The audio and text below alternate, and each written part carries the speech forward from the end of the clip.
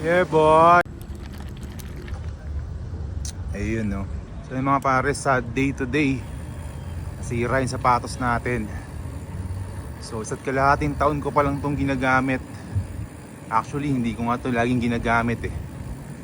Minsan lang, kasi minsan lang naman ako mag-ride. So yan na yan yung sinabi ko dun sa seller ng Santic shoes. Sana paltan. Ewan ko lang kung may warranty to. So ito yung sira ng sapatos. Pakita ko sa inyo yung video. Tsaka papakita ko rin yung ilalim ng sapatos, tsaka yung mismong sapatos, para makita nyo na hindi talaga siya masyadong gamit. So yun lang.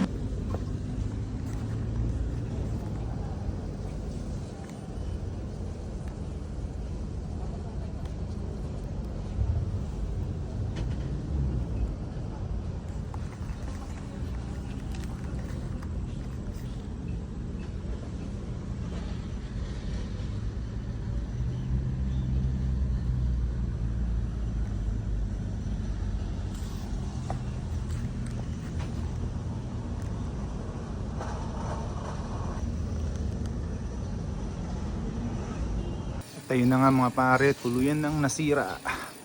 Ramdam ko may pumapalo sa paa ko eh. Ayun. Oshi, Santic baka. At ayun na nga, naluma na ang goma. Well, mukhang ganun talaga. Maganda pa naman tong Santic. Marerecommend ako to. Siguro kailangan lang tibayan yung part na yun. So yun lang.